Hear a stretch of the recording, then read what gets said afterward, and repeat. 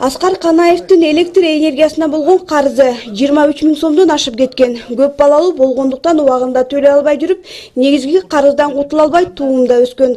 Айтымында бул иш сотко чейин жетип, баракысынан да ай сайын төлөп берип турат. Бирок көп колдонгондуктан ай сайын келүүчү дүмүрчөктөгү сумма 2 000 сомго чейин көрсөтүлөт.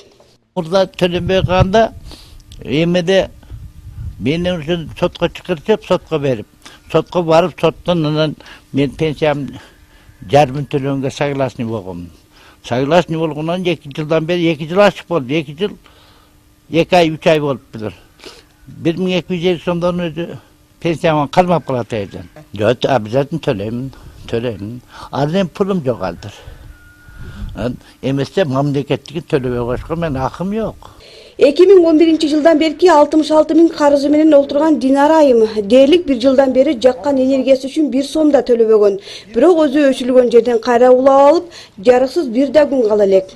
Ошол төлөгөн, андан 2 ай төлөп туруп, андан бер жагына төлөнбөй калып калгандыктан кайра счётчиктерин жыйнаштырып алып койсок, бүгүнкү күндө самоойный подключениени дагы улап алышыптыр.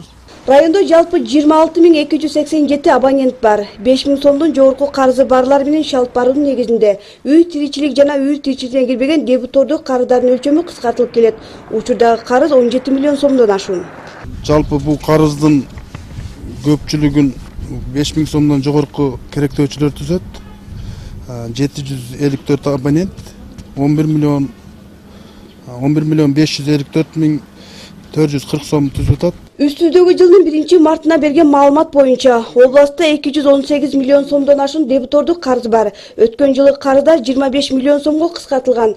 Жалал Абад электро ачык акционердик коомунун билдирүүсүндө карызды төлөбөгөндөрдүн өлчөмү 5% түзөт. Көбүнчө эски карыздар мыйзамды сыйлабагандар гана жаккан жарыгы үчүн акы төлөөдөн качышат. Гүлжина Мөндоева, Манас Назаров, Базар Кургон району.